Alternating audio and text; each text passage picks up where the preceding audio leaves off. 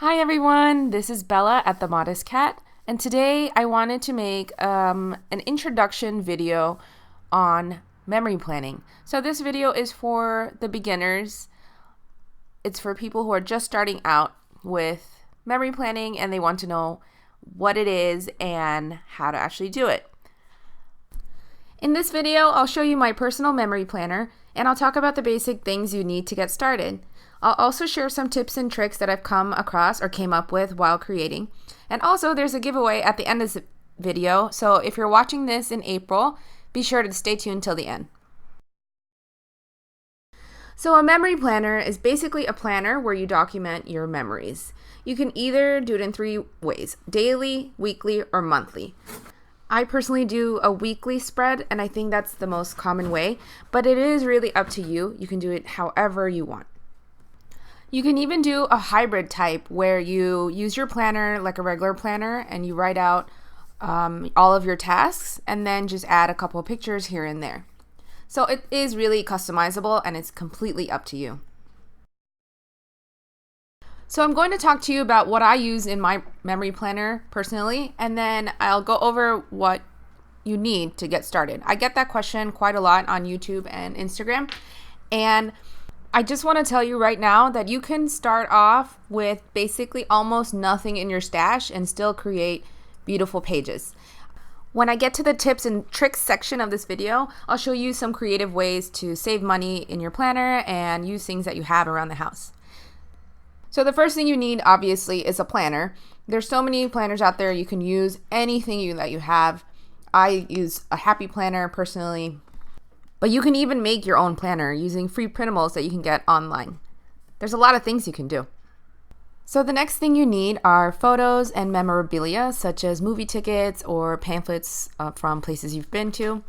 I cut my photos down to fit the rectangle boxes that are in my planner, and I'll show you an example exactly of how they fit.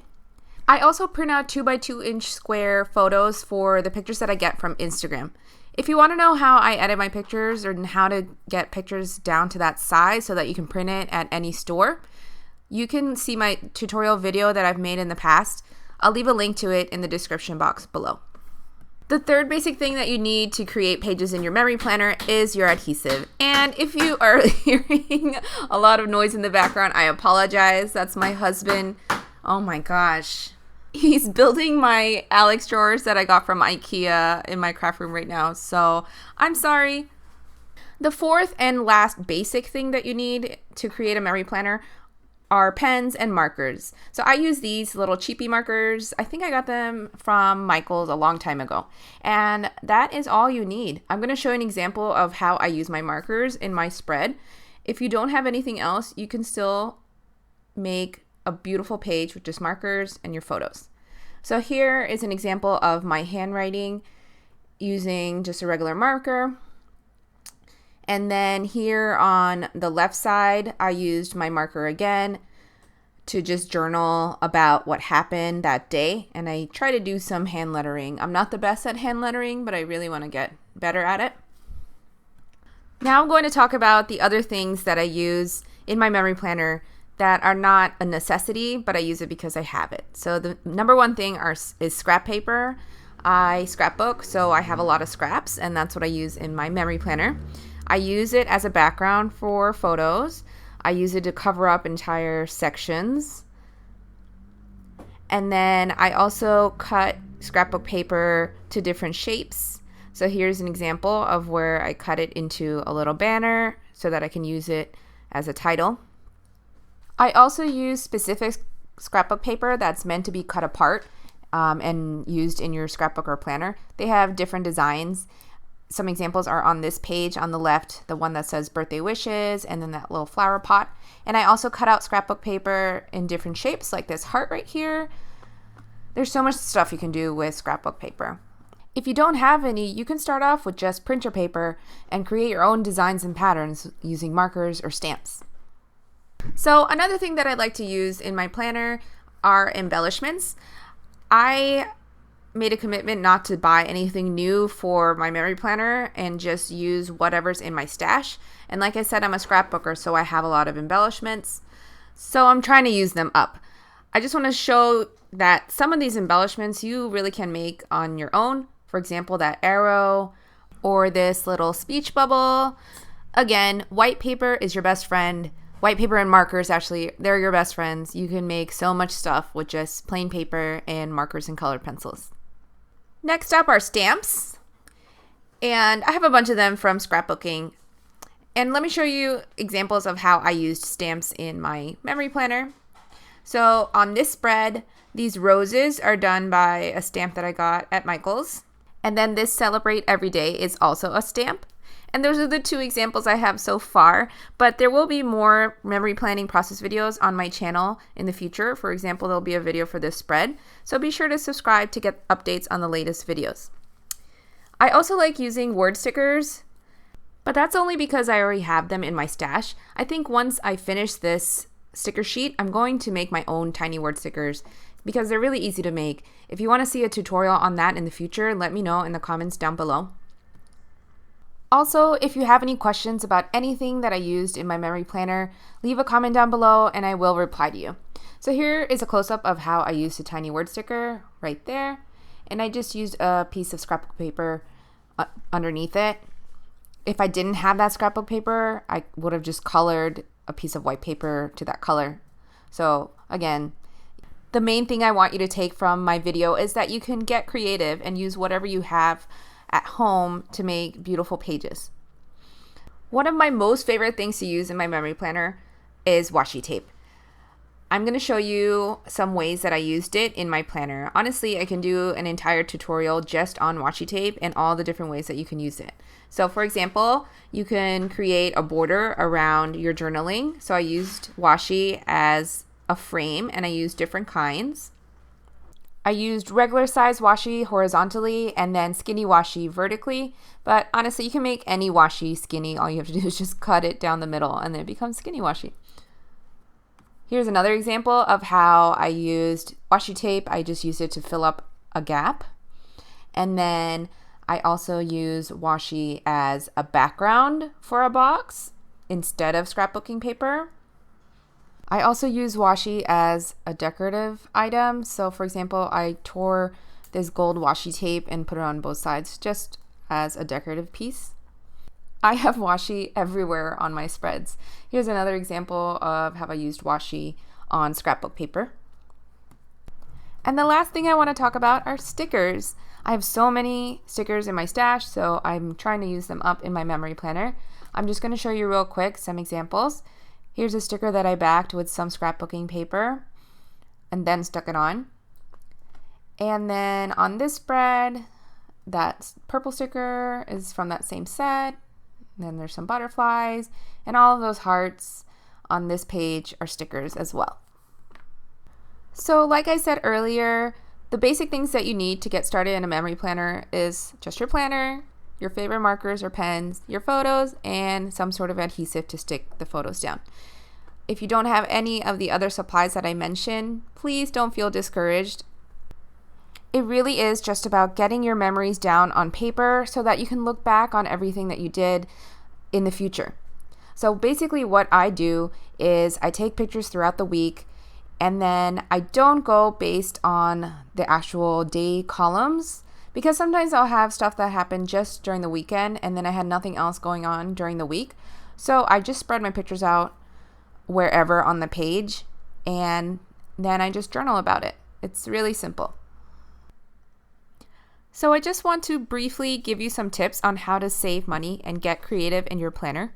I forgot to mention the reason behind this video is that I'm part of this really cool Facebook group called Happy Planner Use What You Have. It's a group of amazing planner babes who share their layouts using only what they already have at home. So this video is part of a new series of bi-weekly tutorials that I'll be doing in that group. So if you want to check that Facebook group out, I'll leave a link to them in the description box below. So one of the things a lot of the ladies in that Facebook group, including me, do is use magazine clippings in our planners. So I'm just going to show you real quick how I use them so that you can get an idea of how to use magazines. I like to use magazine clippings as backgrounds. You can also cut out pictures that you like and use them as like DIY stickers. So here I bookmarked this page because I liked this checkered pattern, and now I'm just cutting it out.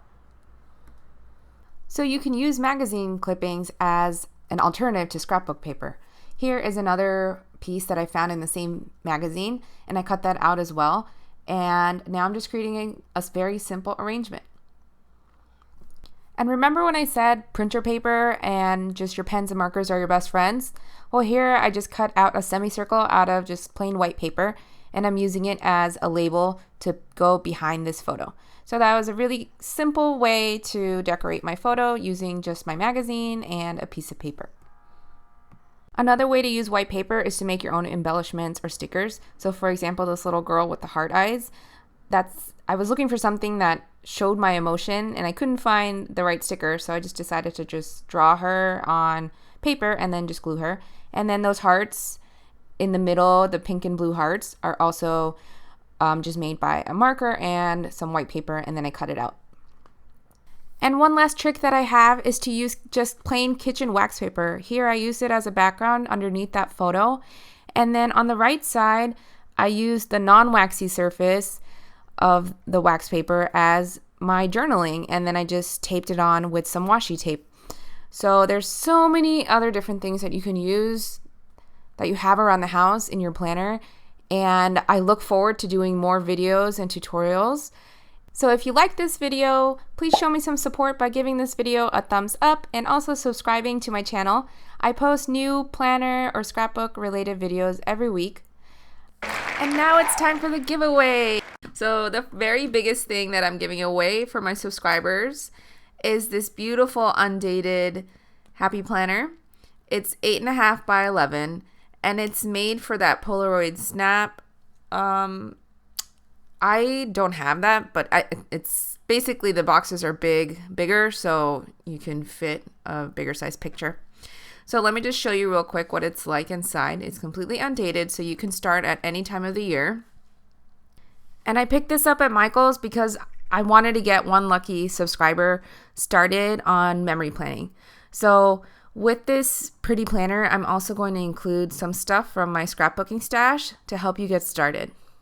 This is the same size planner that I use, and I love all the space that I get. And I also wanted to show you that if you are a hybrid planner, this has a list of priorities and notes on the side, so you can use it to plan out your tasks and then also memory plan.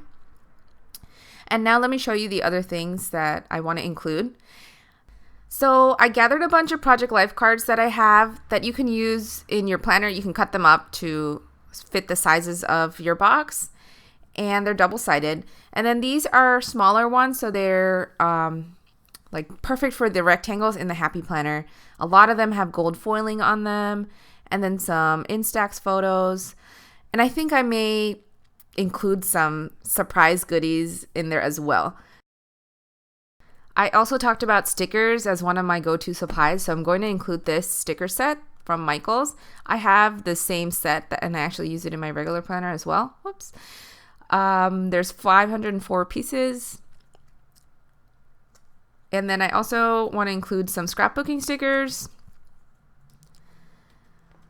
And then you'll also get this scrapbooking kit from my Mambi. I don't know. I don't think I should open it.